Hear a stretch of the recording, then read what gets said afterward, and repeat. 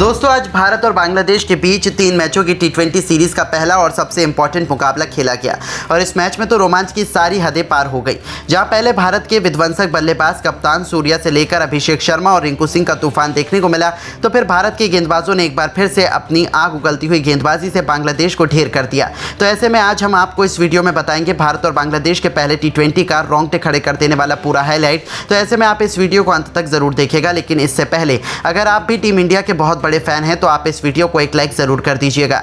दोस्तों जैसा कि आप सभी तो जानते ही हैं कि इंडिया और श्रीलंका दौरे की समाप्ति के बाद इंडिया बांग्लादेश के बीच 3 मैचों की टी20 सीरीज का शुभारंभ हो चुका है, जिसका पहला मुकाबला आज मुंबई के ऐतिहासिक वानखेड़े क्रिकेट स्टेडियम पर शुरू हुआ, जहां टीम इंडिया इस मैच को जीतकर सीरीज अपने नाम करना चाहती थी। पर बांग्लादेश के कप्तान नजमुल हुसैन संतो ने टॉस जीतकर पहले गेंदबाजी करने का फैसला किया और इंडिया की टीम को पहले बल्लेबाजी करने के लिए आमंत्रित किया, जिसके बाद में भारतीय टीम पहले बल्लेबाजी करने के लिए मैदान पर आई। भारतीय टीम के लिए पारी की शुरुआत करने के लिए आज एक नई ओपनिंग जोड़ी मैदान पर उतरी। भारत के लिए आज अभिषेक शर्मा के साथ में यशस्वी जायसवाल मैदान पर उतरे। इन दोनों पर भारतीय टीम को एक बेहतरीन शुरुआत दिलाने की जिम्मेदारी थी, जहां इन दोनों ने शुरू के 2 ओवर तक संभलकर बल्लेबाजी की और सिंगल डबल से पारी को आगे बढ़ाया। हालांकि शुरू में बांग्लादेश के गेंदबाजों ने भी कसी हुई गेंदबाजी की, लेकिन 2 ओवर के बाद में इन दोनों ने ही अपने गियर बदल दिए। खास तौर पर अभिषेक शर्मा ने एक बार फिर से अपने इरादे साफ तौर पर जाहिर कर दिए, जहां अभिषेक शर्मा ने पहले तो तीसरे ओवर में 2 तूफानी छक्के और एक चौका लगाया। वहीं उसके बाद चौथे ओवर में यशस्वी जायसवाल और अभिषेक शर्मा दोनों ने एक एक छक्के लगाकर पूरी तरह से बांग्लादेश के गेंदबाजों के ऊपर काउंटर अटैक कर दिया। इन दोनों की बल्लेबाजी से पूरी तरह से बांग्लादेश की टीम दबाव में दिख रही थी। वहीं पावर प्ले के अंतिम ओवर में अभिषेक शर्मा ने एक बार फिर से मेहंदी हसन को टारगेट किया और इस ओवर में भी अभिषेक शर्मा ने 2 लगाकर स्टेडियम पार गगनचुंबी छक्के ठोककर अपनी हाफ सेंचुरी पूरी कर ली। सिर्फ 19 गेंद पर इस तरह से पावर प्ले के समाप्त होने तक भारत की टीम ने 71 रन बना लिए थे। अब कहीं ना कहीं जायसवाल और अभिषेक की ये साझेदारी भारत को एक बड़े स्कोर की तरफ ले जा रही थी, लेकिन 8वें ओवर में शाकिब अल हसन ने आखिरकार भारत को पहला झटका दे ही दिया। जी हां, शाकिब ने जायसवाल को आउट कर अपनी टीम को बड़ी सफलता दिलाई। जहां आपको बता दें कि जायसवाल ने भारत के लिए 15 गेंदों पर 23 रनों की पारी खेली, जिसके बाद में बल्लेबाजी करने के लिए शुभमन गिल मैदान पर उतरे, जहां गिल ने जरूर आते ही कुछ बेहतरीन टाइमिंग भरे शॉट लगाए और 9वें ओवर में टीम के स्कोर को 100 रनों के पार पहुंचा दिया। आज तो गिल भी काफ़ी अच्छी लय में दिख रहे थे और कड़क शॉट खेल रहे थे। फैंस भी भारत की बल्लेबाजी का भरपूर फायदा उठा रहे थे। इस तरह से 10 ओवर की समाप्ति तक इंडिया ने 108 रन बनाए, लेकिन उसके बाद में कुछ ऐसा हुआ जो किसी भी भारतीय ने नहीं सोचा था। जी हां दोस्तों, पारी के 11वें ओवर में भारत को 2 बड़े झटके लग गए। सबसे पहले इस ओवर की पहली गेंद पर गिल बड़ा शॉट खेलने के लिए गए, लेकिन उनको महमदुल्लाह ने अपने जाल में फंसा लिया और भारत को दूसरा बड़ा झटका दे दिया। बता दें कि शुभमन गिल ने टीम इंडिया के लिए सिर्फ 7 गेंदों में 13 रनों की पारी खेली, जिसके बाद में बल्लेबाजी करने के लिए आए संजू सैमसन को भी दूसरी ही गेंद पर महमदुल्लाह ने क्लीन बोल्ड कर दिया। हालांकि संजू को आज खुद कप्तान सूर्या के ऊपर प्रमोट किया गया था, लेकिन वो उसमें एक बार फिर से फ्लॉप रहे। वो तो अपना खाता भी नहीं खोल सके, जिसके बाद में बल्लेबाजी करने उतरे टी20 के नंबर 1 खिलाड़ी खुद कप्तान सूर्य कुमार यादव।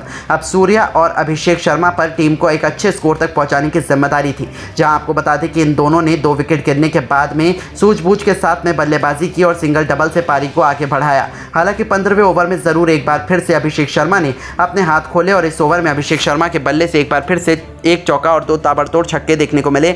अब अभिषेक शर्मा एक बार फिर से अपने शतक की ओर तेजी से बढ़ रहे थे। वहीं 15 ओवर की समाप्ति तक इंडिया का स्कोर भी 154 रनों तक पहुंच गया था, लेकिन 16वें ओवर में आखिरकार भारत को बड़ा झटका लग ही गया। इस ओवर में अभिषेक शर्मा बड़ा शॉट खेलने के चक्कर में शाकिब का शिकार बन गए। बता दें कि अभिषेक शर्मा ने इंडिया के लिए 48 गेंदों पर 92 रनों की पारी खेली, जहां इस पारी में अभिषेक शर्मा के बल्ले से 7 और 5 चौके निकले। उसके बाद में सूर्या का साथ देने के लिए मैच फिनिशर रिंकू सिंह मैदान पर उतरे।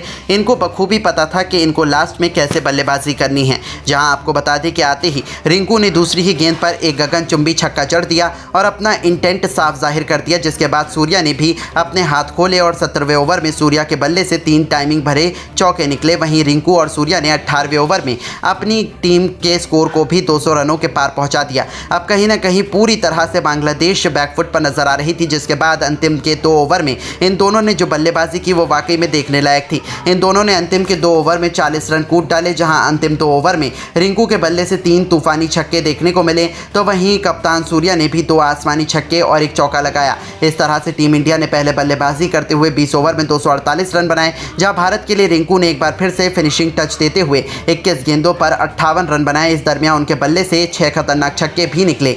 वहीं सूर्या ने भी 45 रन की पारी खेली। अब अगर बांग्लादेश को यह मैच जीतना था तो उनको 249 रन बनाने थे, जो कि बिल्कुल भी आसान काम नहीं था भारत के गेंदबाजों के सामने। इसके बाद में जब बांग्लादेश की टीम इस लक्ष्य का पीछा करने के लिए आई तो उनको आज एक बेहतरीन और ताबड़तोड़ शुरुआत चाहिए थी, क्योंकि लक्ष्य काफ़ी बड़ा था। लेकिन लक्ष्य का पीछा करने उतरी बांग्लादेश की शुरुआत काफ़ी खराब रही। पहले ही ओवर में लिटन दास को मुकेश कुमार ने इन स्विंग गेंद डालकर क्लीन बोल्ड कर दिया और इंडिया को पहली सफलता दिलाई, जहां आपको बता दें कि लिटन दास अपना खाता भी नहीं खोल पाए। जिसके बाद में बैटिंग करने के लिए आए कप्तान नजमुल हुसैन संतो ने आते ही भारत के गेंदबाजों पर काउंटर अटैक किया और उनका साथ तंजीद हसन ने दिया। संतो एक छोर से लगातार ताबड़तोड़ बैटिंग कर रहे थे और तेजी से अपनी टीम के स्कोर को आगे बढ़ा रहे थे। वहीं तंजीद भी उनका साथ बखूबी दे रहे थे। इन दोनों ने देखते ही देखते सिर्फ और सिर्फ 4 ओवर में अपनी टीम को 50 रनों के पार पहुंचा दिया। लेकिन अब टीम इंडिया को विकेट की जरूरत थी और उसके बाद कप्तान सूर्या ने गेंद रवि बिश्नोई को थमाई और बिश्नोई ने आते ही पावर प्ले के अंतिम ओवर में जो गेंदबाजी की उसने मैच को ही पलट कर रख दिया।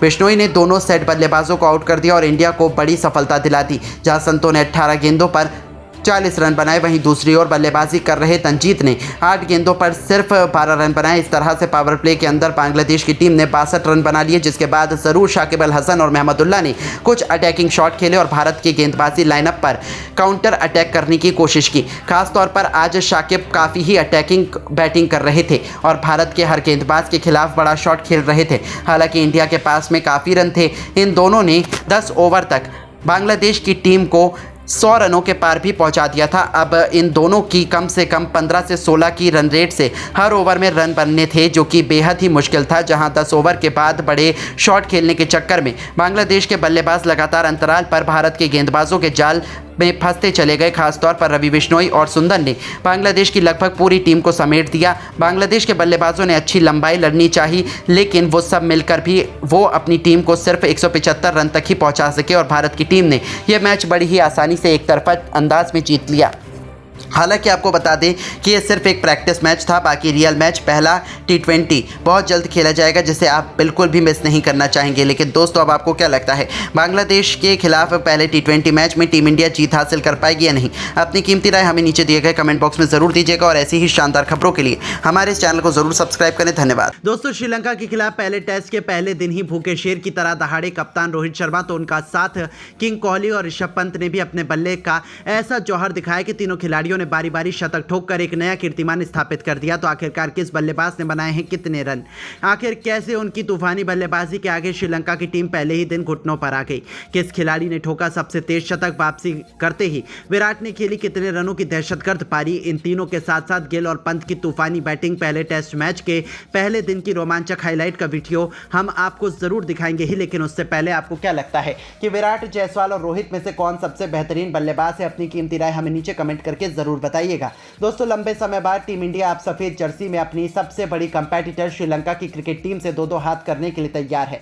अब तक तो ये दौरा बराबरी पर रहा है। T20 भारत के नाम रहा तो वनडे सीरीज में श्रीलंका ने अपना परचम लहराया, जिसके बाद अब हिसाब बराबरी करने का बड़ी टेस्ट क्रिकेट में आ चुकी है, जिसकी तैयारियां खत्म हो चुकी हैं। रोहित शर्मा और विराट कोहली अब वनडे में हुई बेइज्जती का बदला पहले टेस्ट मैच में लेने के लिए तैयार हैं। ऐसे में इस पहले टेस्ट के घमासान की शुरुआत में आर प्रेमादासा स्टेडियम में जब टॉस के लिए सिक्का उछाला गया, एक बार फिर टॉस के बॉस कप्तान रोहित शर्मा बने। उन्होंने टॉस जीतकर पहले बल्लेबाजी करने का फैसला किया। जहां एक तरफ घमंड में चूर श्रीलंका ने सोचा था कि उनके गेंदबाज एक बार फिर भारतीय बल्लेबाजी क्रम को तहस नहस कर देंगे, लेकिन इस बार तो टीम इंडिया नए जज्बे और जुनून के साथ उतरी थी और शुरुआत में इसका नजारा हमें देखने को मिल ही गया।